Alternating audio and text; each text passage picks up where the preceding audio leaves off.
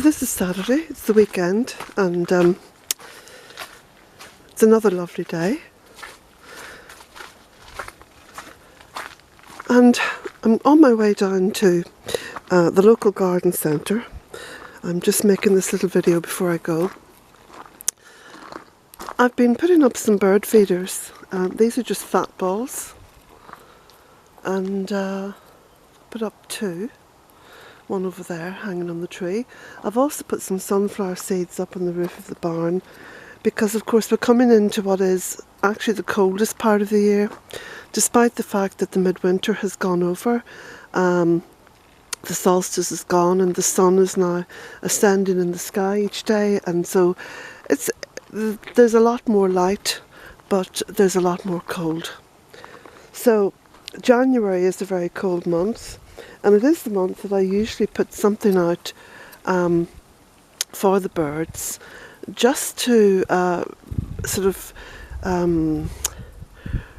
burgeon out their diet a little bit, you know, because it's important.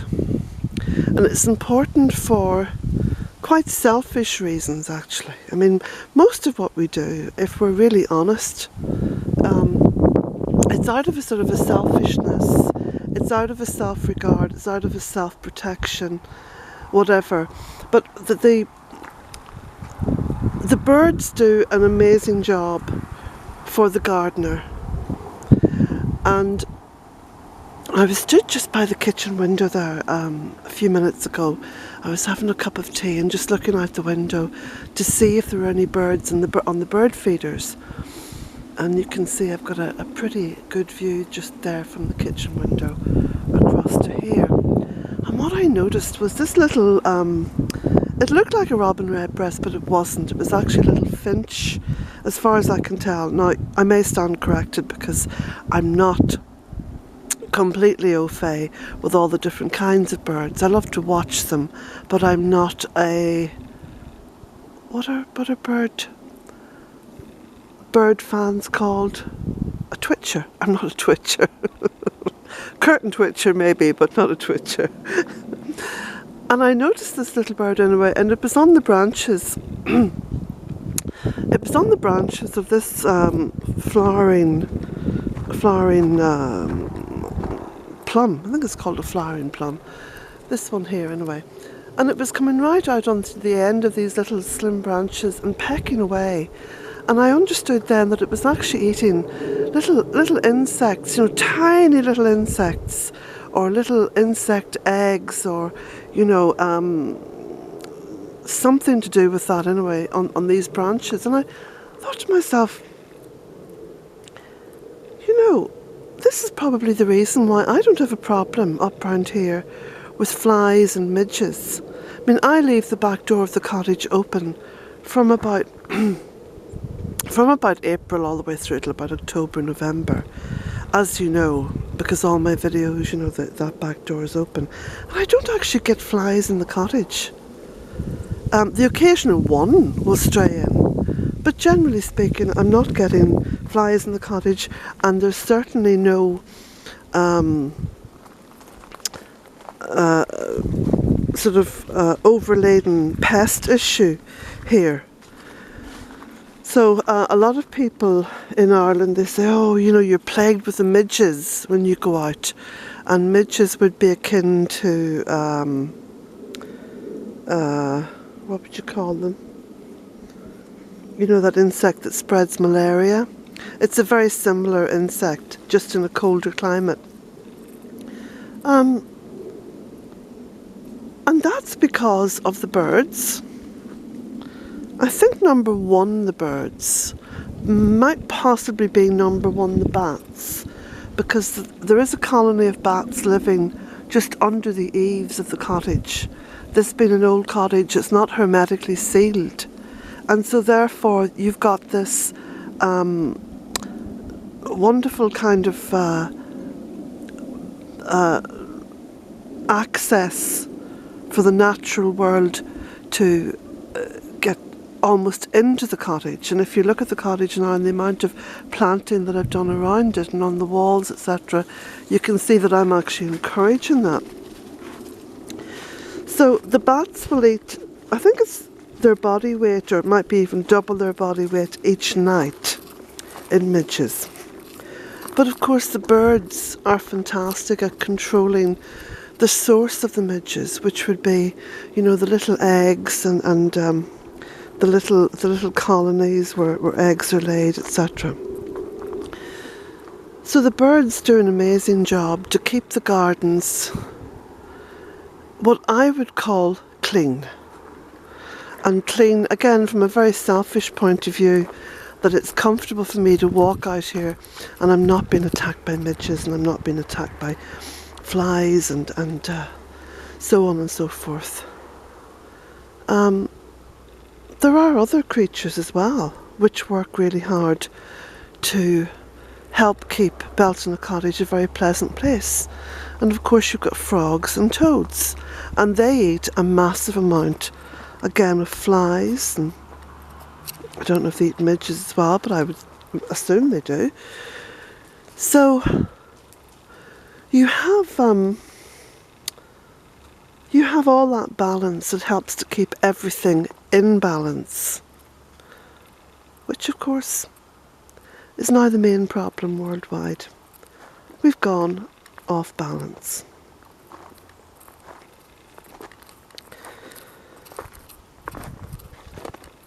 So I'm going down to the garden centre. Every so often I will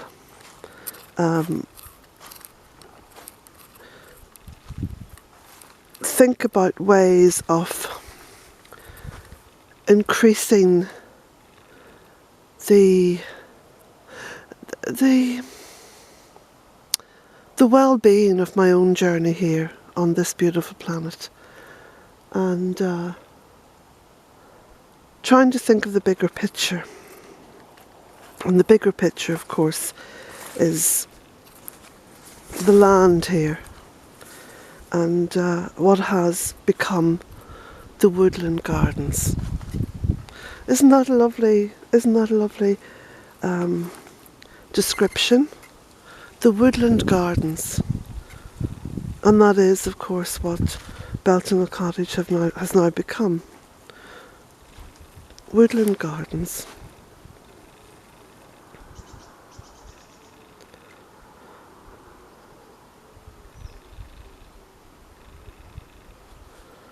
I'm actually hearing wood pigeons. They're far off in the distance, so you probably can't hear them. It's not been picked up.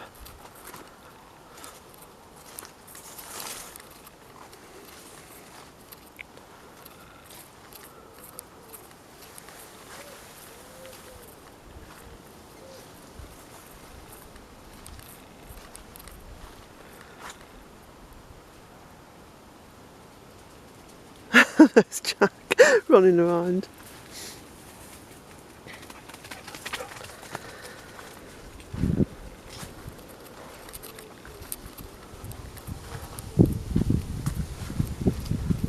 This is, as well, the most untidy part of the year. And there's such a beneficial aspect to that untidiness. And again, I was watching birds from the kitchen window, and there was a beautiful thrush came down on the front drive, and the thrush sort of hopped along into the undergrowth, and he was sort of throwing up and out leaves, using his beak. He was just sort of throwing them up and, you know, obviously scratching about there amongst the leaves, looking for food.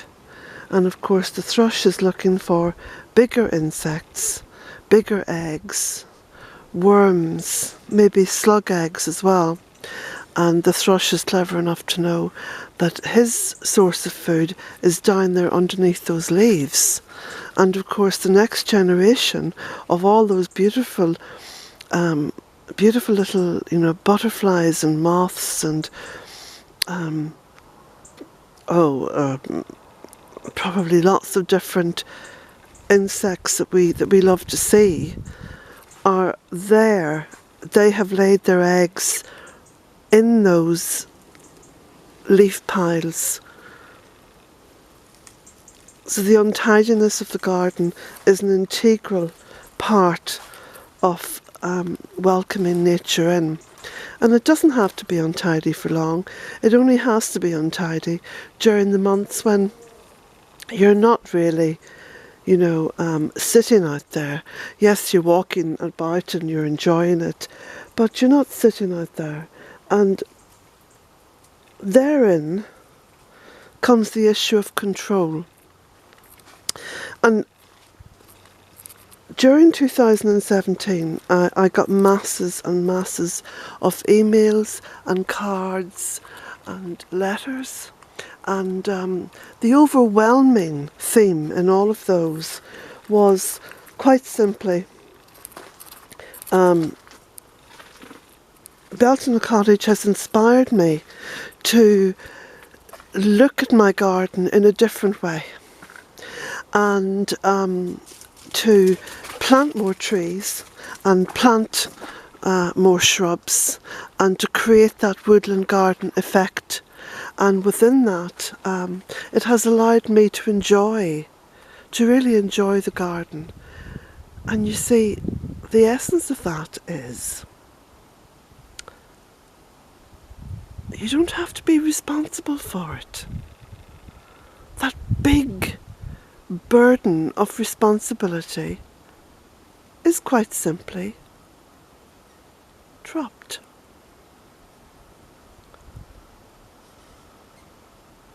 And you allow yourself to immerse yourself in the garden and enjoy it. And you don't have to think about the strictures of keeping everything neat. It's not your sitting room. It's not your dining room. It's not your kitchen or your bedroom. It's a place where you engage with Mother Earth. And Mother Earth can be joyfully wanton. And within that joyful wantonness comes this untidiness, which is almost like, after you have a big party in your home and the place is left looking like the warriors have been and gone. It's a bit like that. But with Mother Earth, you don't have to always take this responsibility. She's quite responsible for herself. She gets it. It's just up to us to facilitate her. Well, that's very much where I'm coming from, and where I've been coming from over the past 13. Now, I think this is the 14th year of the Bealtaine project. And all the things that I thought about and observed and sort of tested out, they're all very much part and parcel of what this place has become.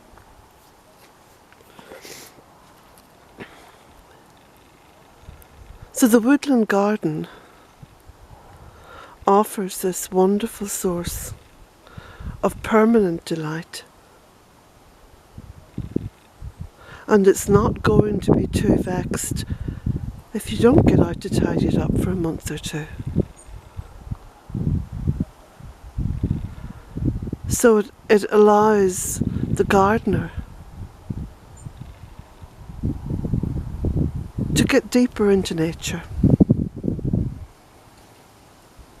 That's probably the essence of what it's all about, the essence of the joy and the essence of the beauty.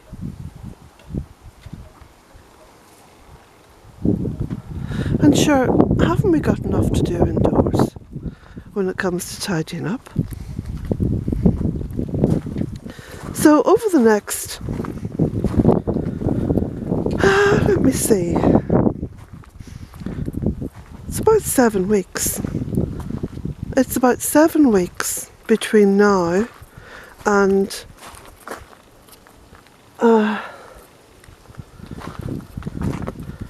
Christy, Dean and Dwayne visiting. Christy and Dean coming from Australia and Dwayne coming from America. So I've got 7 weeks, possibly 8, in order to get things into shape and to tidy up. And that's the right time of the year to do it as well. Where you're just getting ready for the next beautiful spring and summer. And spring is in here on the 1st of February. So that's a real kind of date and time from which to work towards.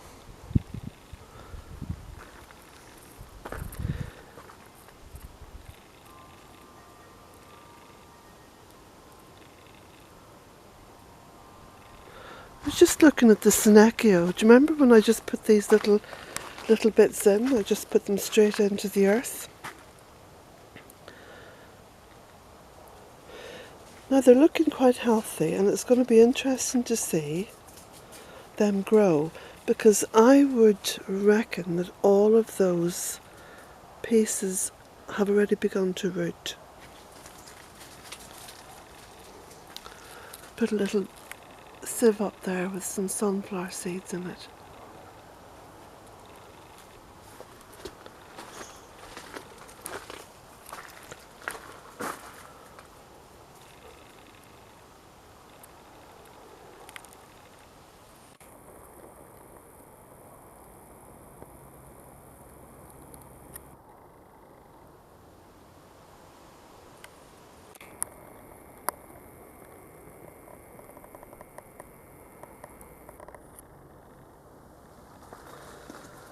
Now, I think I shall go in and finish my tea, which I left sitting on the stove.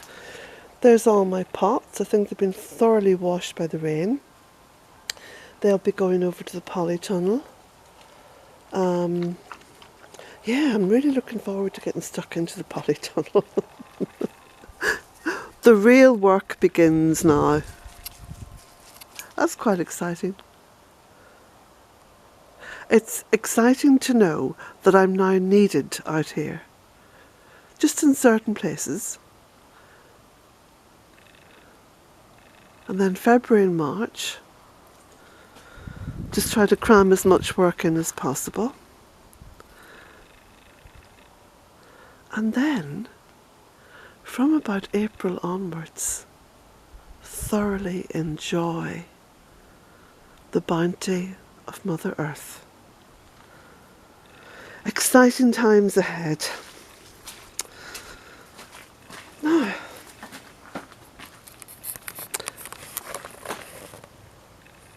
Jack says bye-bye.